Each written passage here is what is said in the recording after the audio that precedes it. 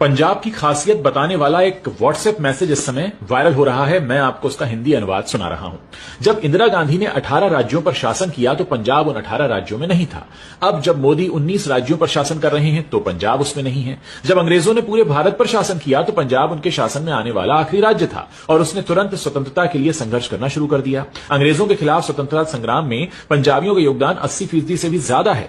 जब मुगलों ने भारत पर शासन किया और हिंदुओं को इस्लाम में परिवर्तित किया तो केवल एक पंजाब उनके खिलाफ खड़ा हुआ और गुरु तेग बहादुर जी ने उनके विरोध के लिए दिल्ली के चांदनी चौक में अपना जीवन बलिदान कर दिया और गुरु गोविंद सिंह ने इस्लाम में धर्मांतरण के खिलाफ 7, 9, 14 और 17 साल की उम्र के अपने सभी 4 बेटों का बलिदान किया। उनके बड़े 2 बेटों ने चमकौर साहिब में मुगलों के खिलाफ युद्ध में अपने प्राणों की आहुति दी और छोटे 2 बेटों ने उस राज्य के मुगल शासक उन्होंने सरहंद में उन 2 बच्चों को जिंदा ईंटों में चिनवा दिया। जब सिकंदर ने सब कुछ जीत लिया था तब भी केवल पंजाब के राजा पोरस ने उसे रोकने का साहस किया था।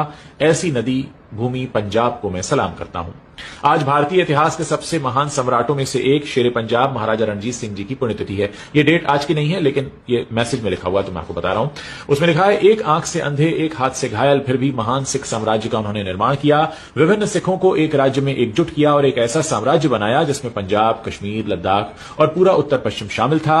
हरि सिंह नलवा, दीवान मोकम चंद, वीर सिंह ढिल्लों और जोरावर सिंह जैसे योग्य लोगों ने इसकी सेवा की। एक आधुनिक सेना भी वहां बनाई गई। यहां तक कि युद्ध की नवीनतम तकनीकों को लाने के लिए उस वक्त यूरोपीय अधिकारियों को भी इसमें भर्ती किया गया। यही कारण है कि ब्रिटिश शासक उनके जीवित रहने तक पंजाब पर कब्जा नहीं कर सके थे। उनकी वजह से पंजाब आखिरी राज्य था जो 1849 यानी 1849 में ब्रिटिश शासन के अधीन आया। लेकिन अफसोस है कि भारत में उनकी विरासत के बारे में कोई ज्यादा नहीं बताता।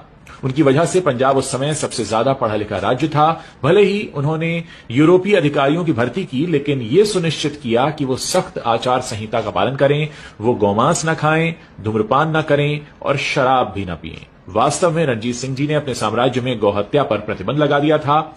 एक धर्मनिष्ठ सिख जिसने कभी धर्म के आधार पर कोई भेदभाव नहीं किया, उसके दरबार और सेना में हिंदू, सिख और मुसलमान बराबर संख्या में थे। वो एक सच्चा धर्मनिरपेक्ष राजा था।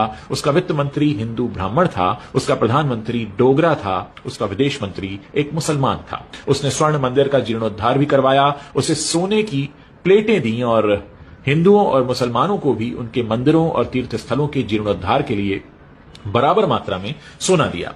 गुरु गोविंद सिंह के सम्मान में पटना और नांदेड़ में गुरुद्वारे बनवाए जिन्हें पंच तख्त में से एक माना जाता है। एक महान योद्धा, एक समान रूप से योग्य और एक बुद्धिमान शासक, एक सच्चा और महान इंसान था रणजीत सिंह। और रणजीत सिंह विश्व के इतिहास में एकमात्र ऐसे राजा हुए हैं जिन्होंने अफगानों पर विजय प्राप्त की।